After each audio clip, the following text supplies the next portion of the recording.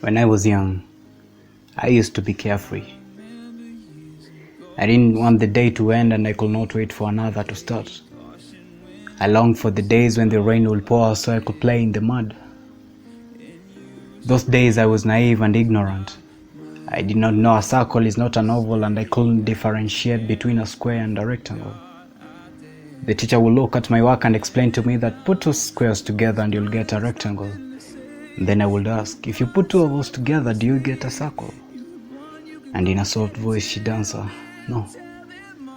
And then drawing a circle and an oval on a blank page, she'd present it to me with a smile to fill the whole page because she knew that it was only a matter of time before I knew. These days I still don't know. I'm trying my best to. Is the integral of cosine x sin x or negative sin x? Or was it the derivative? Damn it. I'd present this work to the lake and it will come back without a smile beside my name, a proud F, and I will hold my head high because I didn't get a Y, and retake the same class like a boss that I am.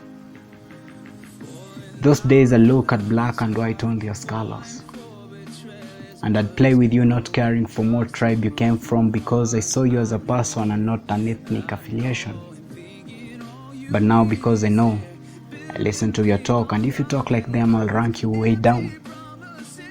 If you come to me looking for a job, instead of looking at your credentials, I'll look at your skin, and if it doesn't match mine, you're out. Back then when I didn't know, I used to deem that this is how things should be.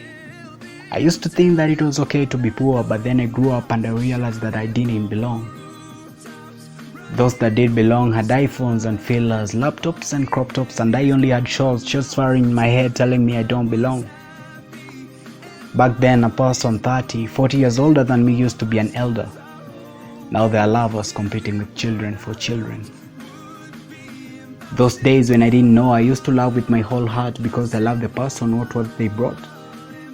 Now that I know, my thought has been clouded and I love you for the money that you bring, the skin that you bleach, and I wonder why I always end up getting hurt. Life is expensive. To get a text back from me, you have to deposit something. A smile from me, that is 10K. To get an I love you back, you have to be worth more than diamonds, brother. Sister, to get an I want you from me, you need the perfect smile. Oh, and a large bust? Yeah, and also the biggest behind. In short, you have to be perfect. In the process of knowing, I forgot that imperfections are what make you perfect.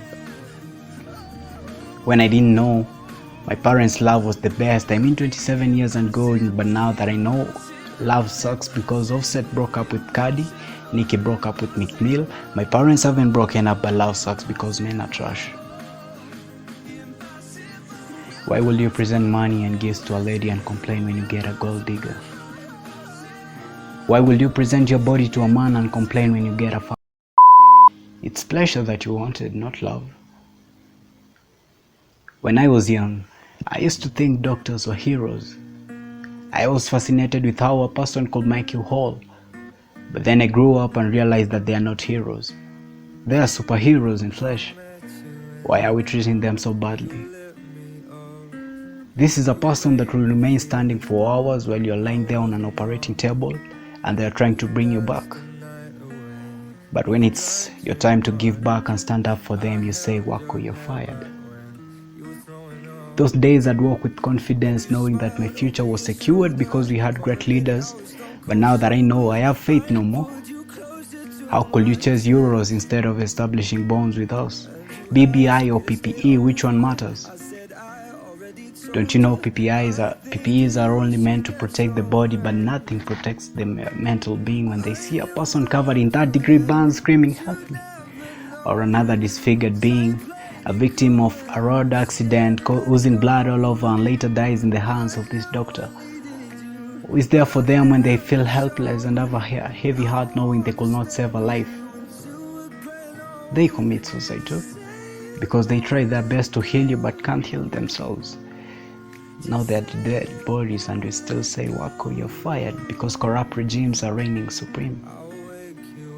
Take me back to when I didn't know, because now that we know, we think too much and feel too little. What will they say about me? Is this clothing too small or too big? Is it showing my calves? I'm so skinny. No, I'm too fat. Why can't your neighbor's pain be your pain? You say it doesn't affect you, everyone to bear the burden. Hasn't it occurred to you that one day you'll be having the same burden? We are struggling to clothe our bodies and have the freshest look while our souls are filthy and decayed. We apply makeup every morning while our minds are not made up, treating others as trash as if they don't matter because we are the ones that matter. But in the evening when we remove our makeup and masks, we look at the mirror and realize we are the trash. Ask a dean and they will tell you when your body lies there lifeless on an autopsy table that's just another dead body. Nobody cares about the expensive apparels you used to put on. Only a matter of time and they'll forget you used to exist. 3 days in and decomposition would have set in, eating your freshest looks down to your skeletal. How long would we go on like this? The fact that now we know means that we ought to be better and do better. I know I'm supposed to love you for who you are. Come with your scars and we'll hail together. I have demons of my own and I'm not going to hide behind a screen pretending to be who I'm not. Now that we know, instead of chasing things that don't matter, find what truly matters and chase it. Once you find it, hold on to it and never let go. Focus on being right, on being the right one other than finding the right one, and be the change that you want to see.